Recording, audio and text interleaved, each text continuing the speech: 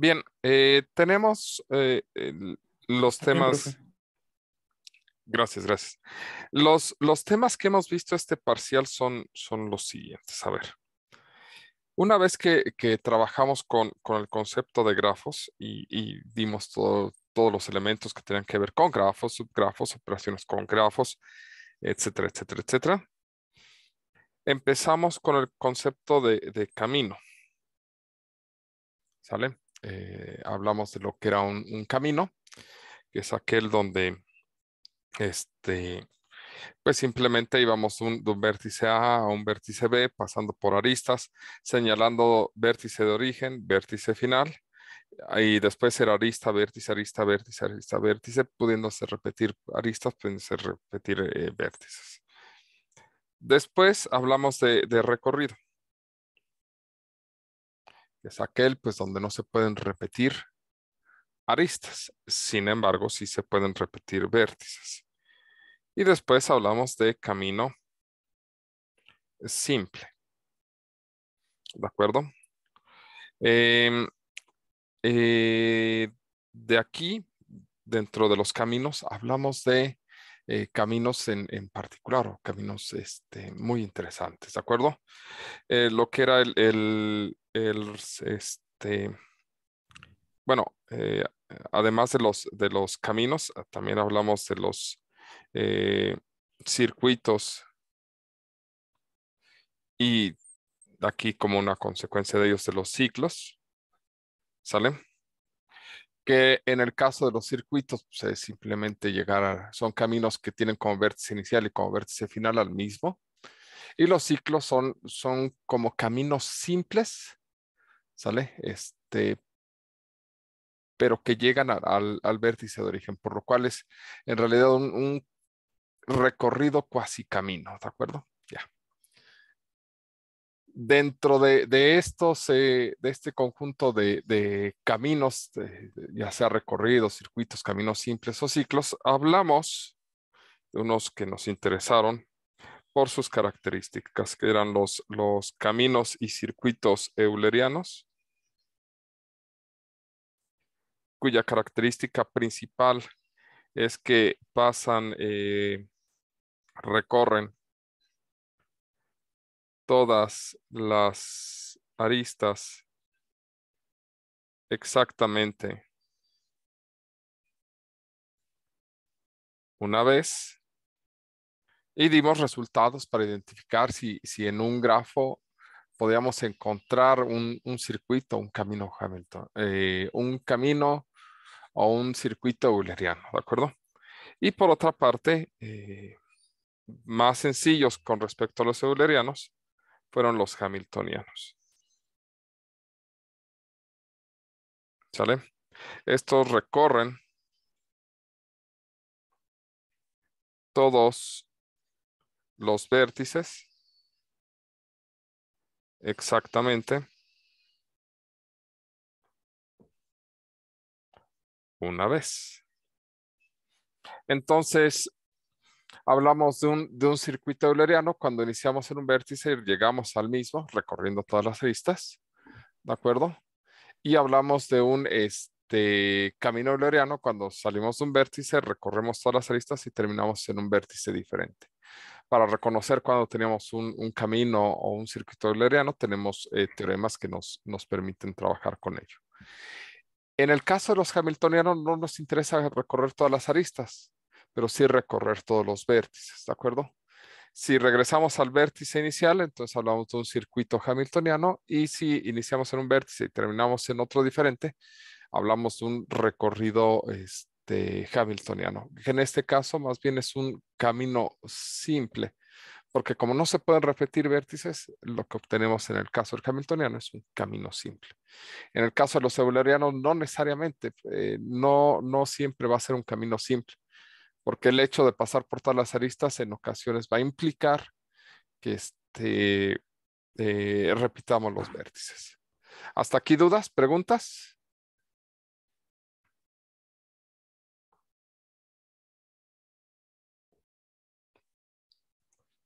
No, profe. Perfecto. Después de caminos, vimos otro concepto que es el de árboles. ¿Sale?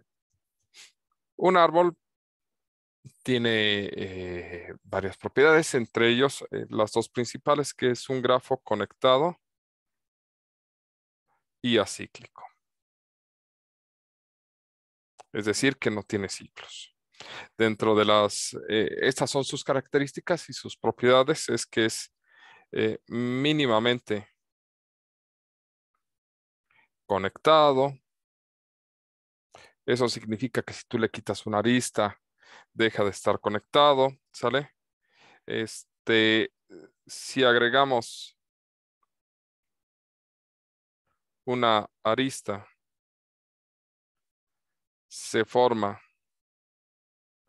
un ciclo, ¿sale? Además de ser mínimamente conectado, entonces em, el hecho de agregar aristas forma ciclos, ¿de acuerdo? Que si tenemos un árbol con n vértices, entonces sí o sí tendrá n-1 aristas, ¿sale? No hay otra forma de que sea. Entonces son propiedades básicas de los árboles, ¿sale?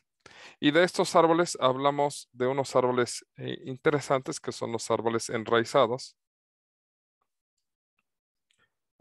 cuya característica es que nombrábamos a un vértice como la raíz y a partir de eso marcábamos distancias y marcábamos profundidades del árbol, de los vértices. Hablábamos de la raíz, vértices internos, hojas y demás elementos.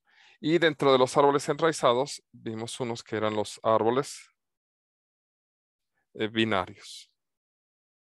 Los árboles binarios son aquellos donde tienes que todos los vértices son de grado 3 o de grado 1, con excepción de la raíz, que es el único vértice de grado 2.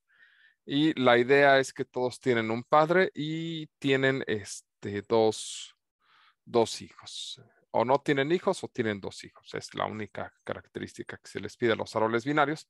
Y de los árboles binarios dimos algunos resultados como profundidad máxima, profundidad mínima, este, el número de aristas, el número de vértices que deben de tener para hacer árboles binarios. ¿De acuerdo? Entonces, esas son los tipos de árboles. Y a partir de aquí, ya con el concepto de árbol encima, empezamos a hablar de que dado un grafo conectado, hablábamos de su árbol de expansión. Es decir, es un árbol recubridor del grafo. ¿Sale? Y entonces, pues hablar del árbol de expansión no hacía mucha diferencia. Si teníamos simplemente teníamos que buscar la forma de conectar los n vértices con n-1 aristas. No había mucho que hacer allí, ¿de acuerdo? Tenemos varios árboles y demás. Lo que vale la pena es cuando después de hablar de grafos conectados, hablamos de grafos ponderados y conectados. ¿Sale?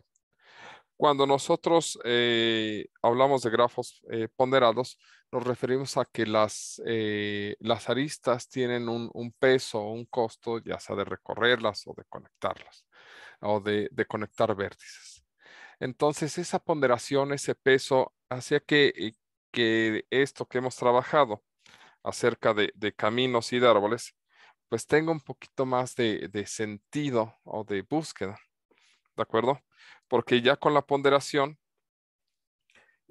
podemos hablar del peso de un grafo.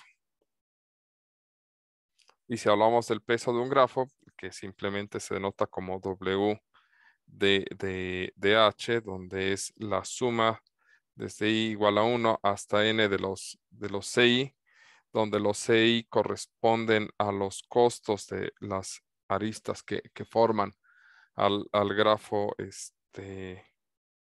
al grafo H. Hablar de peso nos da una idea de cómo comparar grafos a través de esta propiedad. Y esta propiedad del peso, ¿sale? Nos permite comparar caminos que son subgrafos dentro de un grafo y árboles que son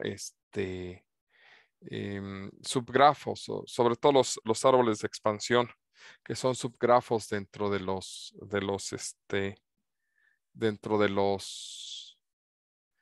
grafos. No sé qué está pasando aquí. Bueno, ya, parece que ya envió la señal. Y entonces, ya con el peso de un subgrafo o de un grafo, podemos hablar de dos conceptos relacionados con los temas vistos anteriormente. Uno son camino más corto. El corto es en el sentido de peso, ¿de acuerdo? Aquí hablamos en el sentido del peso de un grafo. Y también hablamos de árboles de expansión mínima. Igual, este mínimo va en el sentido también del peso del grafo, ¿de acuerdo? Entonces, la idea del camino más corto es encontrar un UV camino de tal forma que el peso de este UV camino sea mínimo, ¿de acuerdo? Y la idea del árbol de expansión mínima es encontrar un árbol, ¿sale? De expansión para un grafo G, ¿de acuerdo? De tal forma que el peso de W de este árbol de expansión pues sea mínimo. ¿Vale? ¿Por qué? Porque la idea es minimizar costos o longitudes o qué sé yo, todo lo que tenga que ver con hacerlo más pequeño. Y para ello, ¿sale? Trabajamos con dos herramientas por caso. En el caso de árboles de expansión, que son los que tenemos más frescos, estamos hablando del algoritmo de Kruskal y el algoritmo de Prim. Y en el caso de camino más corto, tenemos a Dijkstra y tenemos el algoritmo de Floyd Warshall. El algoritmo de Dijkstra se trata de ir eh, lo que nos genera Dijkstra es un árbol de distancias más cortas tomando como raíz el vértice origen. De hecho, si ustedes terminan con todos los vértices, lo que obtendrán es un árbol de distancias más cortas tomando como raíz el vértice U, ¿de acuerdo? Y para cualquier vértice V. Pero el enfoque inicial es ir construyendo el camino más corto desde U hacia cualquier lado hasta que lleguemos a V. ¿De acuerdo? En cambio, el algoritmo de Floyd-Warshall lo que hace es construir una matriz de distancias, la avienta un algoritmo en el cual pues va viendo si un vértice está entre otros dos, ¿de acuerdo? Y una vez que va haciendo esto, lo que obtenemos al final son dos matrices. Una matriz de costos de todos los vértices contra todos los vértices y una matriz de secuencia de vértices, la cual nosotros pasamos o tenemos que desarrollar un algoritmo para buscar los vértices intermedios. ¿De acuerdo? Entonces, en Floyd-Warshall terminamos con una matriz de costos D y aparte una matriz de secuencia de vértices S. En cambio, en la búsqueda de los árboles de expansión, tenemos a Kruskal y a Prim. Kruskal se basa en agregar aristas cuyo costo sea mínimo y evitar ciclos, ¿sale? Y prim se basa en agregar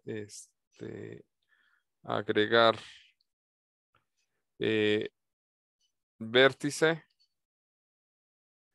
más arista en cada paso. Un nuevo vértice y una nueva arista. Un nuevo vértice y una nueva arista al grafo que se va construyendo. La ventaja de prim es que desde el principio te va generando un grafo conectado y Kruskal no. Kruskal te va construyendo un grafo desconectado que al final, como estamos evitando ciclos, pues al final se conecta, ¿de acuerdo? Tomando en cuenta que partimos de un grafo G conectado. Y con esto tenemos la idea de todo lo que hemos visto en el parcial, ¿de acuerdo? Hasta aquí nos vamos a detener porque lo que sigue ya es mezclar álgebra lineal con grafos. Entonces vamos a hablar de espacios vectoriales. Espero que recuerden esos temas, pero por el momento pues, serían todos los temas que hemos trabajado. Son bastantitos, no son poca cosa. No sé si hay alguna duda hasta aquí, preguntas, problemas.